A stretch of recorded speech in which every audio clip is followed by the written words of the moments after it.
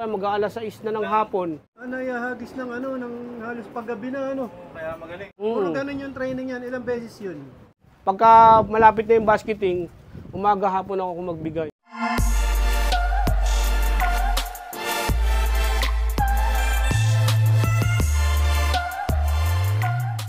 Mga kalapatids, ang aming part 2 ng log visit dito kay King Bokyo.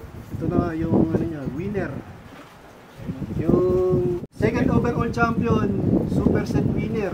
Tapos yung mga binanggit niya nung last video. Yan, dami achievement niyang ibon na yan. Ito si Yun Idol Nilboy. Baka merong gustong itanong dito sa ating overall champion. Tanong ko lang, ano bang ginawang sistema dyan para makapanalo ng second overall? Para makuha mo yung Para makuha mo yung Ito kasing ibon na to, mahilig sa sa mani. Matakaw. Umaga at hapon, kahit sa gabi, lalapit yan sa akin. Dito, banda rito, lalapit yan. Siguro, pipitigan ko siya ng mga 10 mani. Tapos yung supplements ko, yun, binibigyan ko sa supplements. Manilan siya, tsaka sap, tsaka sa lovebirds. Tapos nung mga bandang piplap, nawala yung kuya nila, minotivate ko na siya. Kamusta naman ang uwi niya? Matulin ba siya o lang? Sakto lang? Simula first lap hanggang fourth lap, puro 1,020 ang speed niya. Hindi sila magkakapatid, hindi nagwa 1-1. Puro 1,000. Nung malayo na, nagna 900 na, 800. Pero nung last lap, 851 na ata ang speed nito. Panahon nun. Ayan, naglaglag pa ng pakpak ko. Kasi nung panahon na nung last lap, ano yung panahon? Good weather siya, good weather. Buti nga, thank God, kasi nung karera namin, walang ismasya ng north. Wala, puro magaganda bitaw ng weather noon. Kaya luckily, napaka-complete clocking ko siya. Ilang kayong nag-complete clocking? Bali sa last lap, dalawa lang kami nag-clock ng live. Yun, dalawa lang. Dalawa. Ang ganda pala sana ng panalo niya kung dalawa lang, no? Kasi 2 million Dalawa lang sila nag-complete locking.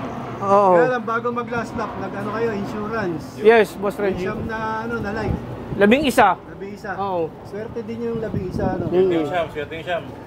Siyam, swerte, nakapat din na. Pero maswerte to kasi dalawa na lang sila. Tsaka maswerte rin. Magaling tong ibon na to, tingin. Maswerte rin yung nabigyan ko ng ibon na yun kasi yung taga-Angono, pinag-breed ko siya na summer. Kasama siya sa 11 na live na ibon. Kapatid din yan. Hindi, ibang lines. Pero galing sa'yo? Oo, galing sa akin. Swerte yan. Mas malaki yun kung kasi naka-live YBOB yun eh. Mas malaki yung tatamaan. Sa dulo lang siya nasira. Yung kapatid niyan, di ba alam yun? Yung mga ibang kapatid. Ito nag-iisang pisalan to. Tapos yung magkapatid. Yung nagkalang ito nung binread mo, nag-iisa sila. Nag-iisa lang. Nag-iisa lang. Parang yung sinikita ko, nag-iisa lang din yun, Master Reggie. Anong edad na yan? Hindi ako mabilang sa buwan, Boss Reggie eh.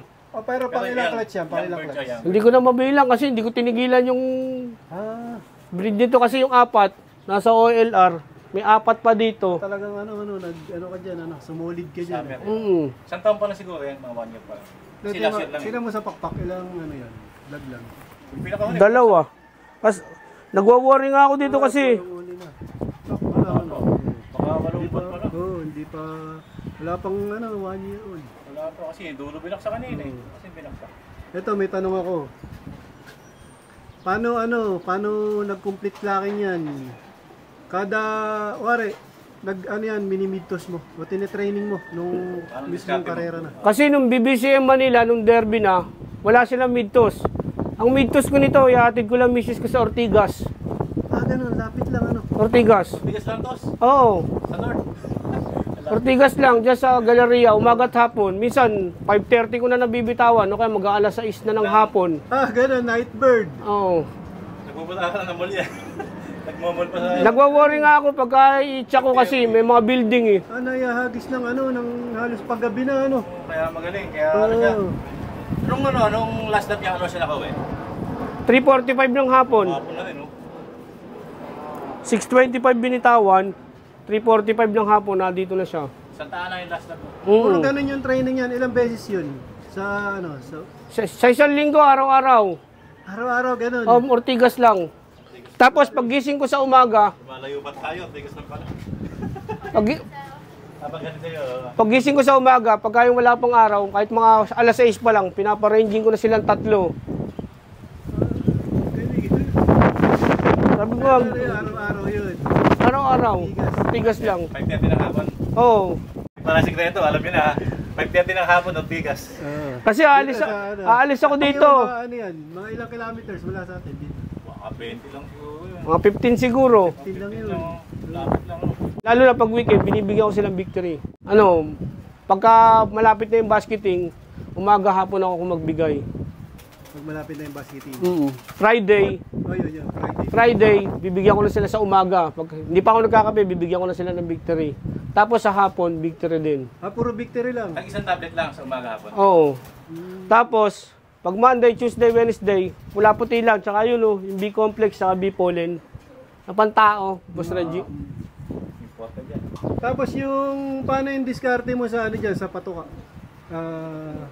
Ilang beses ka rin papatuka? Nung karera na?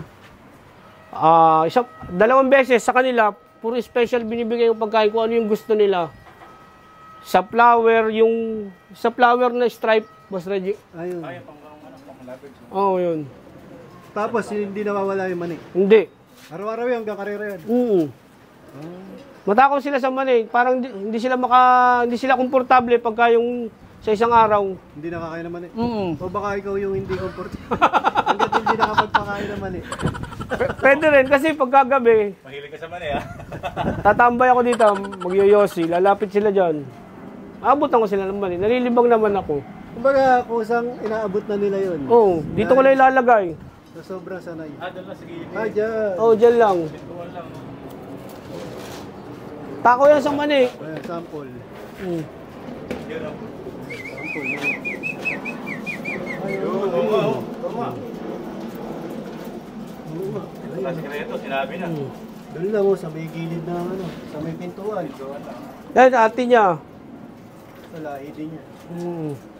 Nung mismong nung kinakarera mo, may pares o wala? Wala. Motivation, wala. Wala, puro Manila siya. Nung nawala yung kuya niya, nung tugig araw, inasawa niya na yung kapatid niya. Ang ginawa ko, nagwa-worry ako kasi baka umitlog. Pag basketing yung ate niya, ang ginawa ko, sinarado ko yon.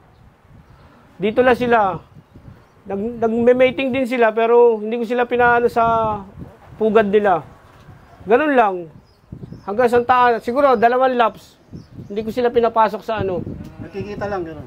Magkasama sila, pero hindi ko pinasasama sa... May mate na sila, mate. mate. Mating lang. Oo. Kapag lang, pamotivate niya yung mate. Puro ganun lang pala yung training, Ortigas, Ortigas lang mintos Tigas nun. lang, 5:30 ng hapon. Kinakantsaman nga ako ng tropa, sabi, pagkalawang daw yung ginagawa ko.